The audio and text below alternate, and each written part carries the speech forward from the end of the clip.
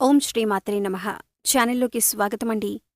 ఈ వీడియోలో మనం మారుతున్నటువంటి గ్రహస్థితి కారణంగా ధనస్సు రాశి వారికి ఏ విధంగా ఉండబోతుంది, కర్మ ఫలితం ఏ విధంగా ఉండబోతుంది, ఏ అంశాలలో అనుకూలమైన ఫలితాలు పొందుతారు, ఏ అంశాలలో ప్రతికూల ఫలితాలు పొందుతారు, ఎటువంటి విషయాల్లో వీరు జాగ్రత్తలు తీసుకోవాలి అనే అంశాలతో పాటుగా ఈ సమయంలో మీరు చేసుకోవలసిన దేవతారాధన అలాగే పాటించవలసిన పరిహారాల గురించి వివరంగా తెలుసుకుందాం.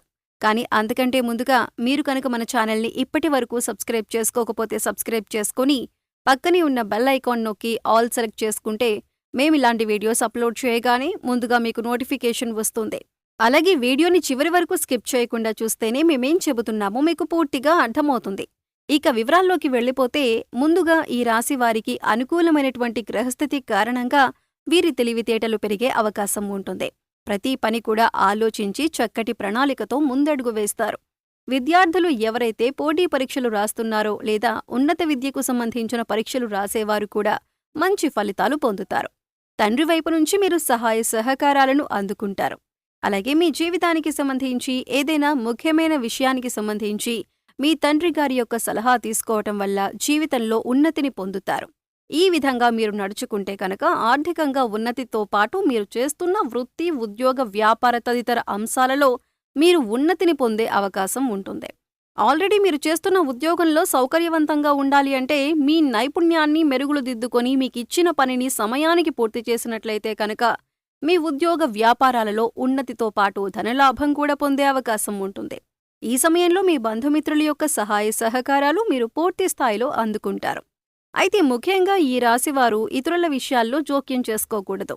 మీకు సంబంధం లేని విషయాలలో జోక్యం చేసుకోవటం వల్ల మీకు చెడు ఎదురయ్యే అవకాశం ఎక్కువగా ఉంటుంది.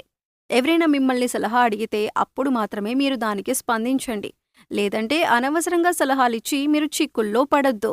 మీరు చెయ్యని తప్పుకు కూడా మీరు నింద మోయవలసిన పరిస్థితులు ఎదురవుతాయి. అందుచేత మీకు సంబంధం లేని విషయాలలో తలదూర్చకండి. ముందుగా ఎదుటివాళ్లు ఏం చెబుతున్నారో అని వినటానికి ప్రయత్నించండి. ఆ తర్వాత మీరు స్పందించండి. వారు చెప్పింది పూర్తిగా వినకుండా స్పందించినట్లయితే కనుక మీరిచ్చిన సలహాని వారు తప్పుగా తీసుకునే అవకాశం ఉంటుంది. ఈ రాశివారు జ్ఞానవంతులని చెప్పుకోవచ్చు. ఏ పనిని ఎప్పుడు చేయాలి, ఎవరితో ఏ విధంగా మాట్లాడాలి అనే అంశాలపైన వీరికి జ్ఞానం అధికంగా ఉంటుంది. సమయానికి తగ్గట్లుగా సమయస్ఫూర్తితో నడుచుకుంటారు. అయితే ఈ సమయంలో మీ తల్లిదండ్రులని గౌరవించి వారు చెప్పినటువంటి సలహాలు, సూచనలు పాటించటం వల్ల జీవితంలో ఉన్నతిని పొందుతారు. కళా, మీడియా రంగాలలో ఉన్నవారికి అలాగే జ్యోతిష్య శాస్త్రం తెలియజేసేవారికి, ఉపన్యాసాలు, హరికథలు చెప్పేవారికి కూడా అనుకూలమైన కాలంగా చెప్పుకోవచ్చు. కళారంగంలో వారికి కీర్తి ప్రతిష్టలు మెరుగుపడతాయి. అవార్డులు, రివార్డులు అందుకుంటారు. ముఖ్యంగా ఈ రాశి వారికి ప్రభుత్వ ఉద్యోగానికి సంబంధించిన అంశాలలో అనుకూలంగా ఉంది. ప్రభుత్వానికి సంబంధించిన ఏదైనా పని గతంలో మీకు ఆగిపోయి ఉంటే అది ఈ సమయంలో పూర్తవుతుంది. నిరుద్యోగస్తులు ఎవరైతే ఉద్యోగం కోసం ఎదురుచూస్తున్నారో వారు ఖచ్చితంగా ఉద్యోగావకాశాన్ని పొందుతారు. స్వల్పతన లాభం కలిగే సూచనలు కూడా కనిపిస్తున్నాయి. అవివాహితులకు వివాహయోగం సూచిస్తుంది. అలాగే ప్రేమికులకు ఇరు వర్గాల వైపు నుండి కూడా అంగీకారం వచ్చే సమయంగా చెప్పుకోవచ్చు. మీ ఇంట్లో వాళ్ళు ఒప్పుకోవటం వల్ల మీ ప్రేమ సఫలీకృతమవుతుంది. ప్రేమించిన వారిని వివాహం చేసుకునే అవకాశాలు ఎక్కువగా కనిపిస్తున్నాయి. అలాగే ప్రయాణాలు చేసేవారు, ముఖ్యంగా దూర ప్రయాణాలు చేసేవారు ఆనందంగా, ఉత్సాహంగా ప్రయాణాలు చేస్తారు. అలాగే దూర ప్రాంతాలలో ఉద్యోగం పొందే అవకాశం కూడా ఉంటుంది. కొంతవరకు స్థానచలనం పొందే అవకాశం ఉంటుంది. గతంలో మీకు చిన్న చిన్న అనారోగ్య సమస్యలు ఏమైనా ఉంటే అవన్నీ కూడా పూర్తిగా తొలగిపోతాయి. సంతానం కోసం ఎదురు చూసేవారు, గర్భిణీ స్త్రీలు సుబ్రహ్మణ్యేశ్వర స్వామి వారి ఆరాధన చేసుకుంటే ఉత్తమం. అయితే ధనానికి సంబంధించిన విషయాల్లో మాత్రం రాబోయే రోజుల కోసం మీరు నిల్వధనాన్ని ఏర్పాటు చేసుకోవాలి.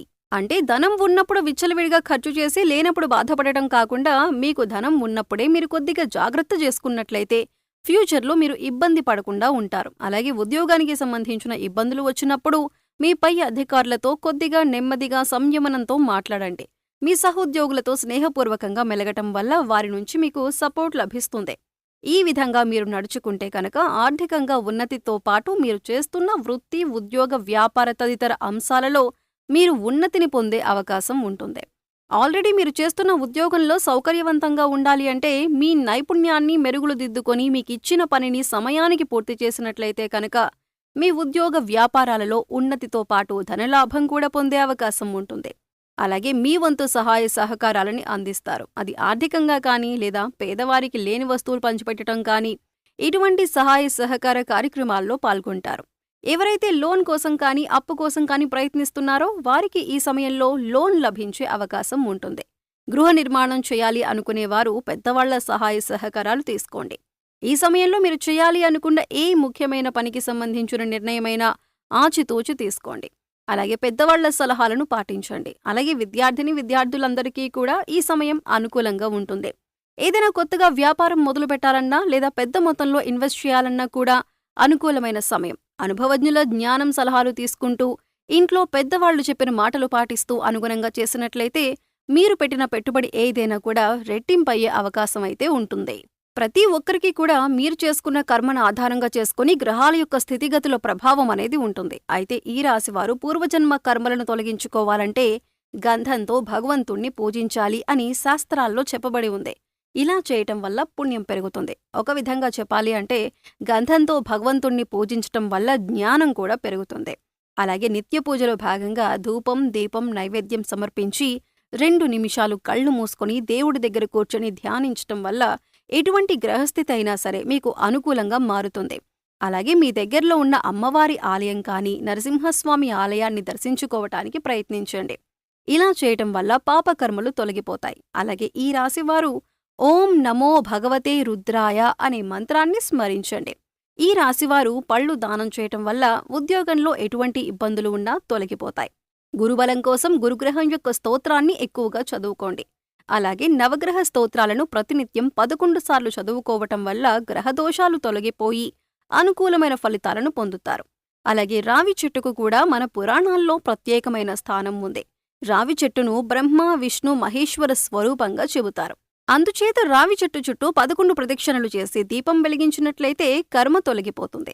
గోశాలలో ఆవుకి గడ్డి తినిపించటం, దేవాలయంలో మీ వంతుగా మీరు చేయగలిగిన సేవ చేయటం, ఎండగా ఉన్న సమయంలో దాహంతో ఉన్నవారికి చల్లని మంచినీరును అందించటం, ఇటువంటివి చేయటం వల్ల కర్మను తొలగించుకోవచ్చు.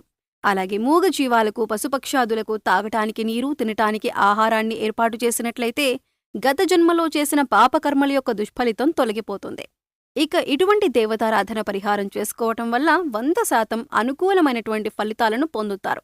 పాపకర్మల యొక్క దుష్ఫలితాలు తొలగిపోతాయి.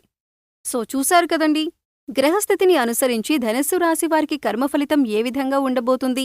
కర్మఫలితాన్ని తొలగించుకోవటానికి మీరు ఎటువంటి దేవత ఆరాధన పరిహారాలు చేసుకోవాలి, ఏ అంశాలలో జాగ్రత్తగా ఉండాలి అనే అంశాలన్నీ కూడా ఈ వీడియోలో మనం వివరంగా తెలుసుకున్నాం కదా. ఈ వీడియో మీకు నచ్చినట్లయితే లైక్ చేయండి. మీ ఫ్రెండ్స్ అండ్ ఫ్యామిలీ మెంబర్స్లో ఎవరైనా సరే ధనస్సు రాశివారు ఉంటే వారితో ఈ వీడియోని షేర్ చేసుకోండి.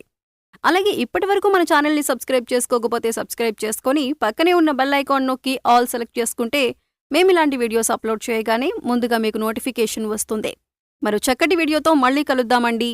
ఓం శ్రీ మాత్రే నమః.